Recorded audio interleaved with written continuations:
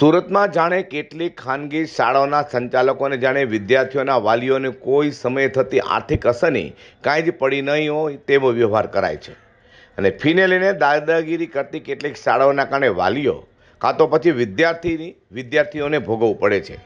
ત્યારે ધોરણ 8માં અભ્યાસ કરતી વિદ્યાર્થિનીએ શાળા સંચાલકો દ્વારા ફીને લઈને કરાતા માનસિક ત્રાસથી કંટાળીને પોતે આપઘાત કરી લીધો હોવાનો આક્ષેપ કરાયો છે। વાત એમ છે કે સુરતના ગોડાદરા વિસ્તારમાં રહેતી અને ગોડાદરા ખાતે આવેલા આદર્શ પબ્લિક શાળામાં અભ્યાસ કરતી ધોરણ 8ની વિદ્યાર્થિનીએ આપઘાત કરી લીધો હતો। ફી નહીં ભરવા લઈને વિદ્યાર્થીને 2 દિવસ શાળા સંચાલકોએ ટોયલેટ પાસે ઊભી રાખી હતી અને વિદ્યાર્થીની સાથે અનેક વખત આ વ્યવહાર અને ત્યારબાદ દબાણ કરતા આખરે વિદ્યાર્થીને કંટાળી જઈને આપઘાત કર્યો હતો, જેને લઈને વિદ્યાર્થિનીના પરિવારજનો શોકમાં ગરકાવ થયા છે।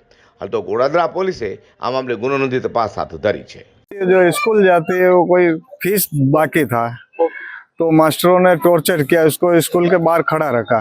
वो डिप्रेशन में आके घर पे आके फांसी खा के मर गई। मेरी बहन आदर्श पब्लिक स्कूल गोड़ादरा में आई है। वो स्कूल क्लास 8 में पढ़ती थी, तो उसको फीस के लिए बहुत टॉर्चर किया। वो घर पे आके एक बार रोई थी, तो उन्होंने बोला कि मेरी बहन ने बोला कि वो पूरे दिन बाहर खड़ी थी क्योंकि फीस नहीं भरी। तो मेरी मम्मी पापा ने बात की थी स्कूल में फ़ोन लगाकर, तो वो बोलते हैं कि आप जब फीस भरोगे तभी आपको स्कूल में बैठाएंगे। मेरी बहन को ऐसा बोला।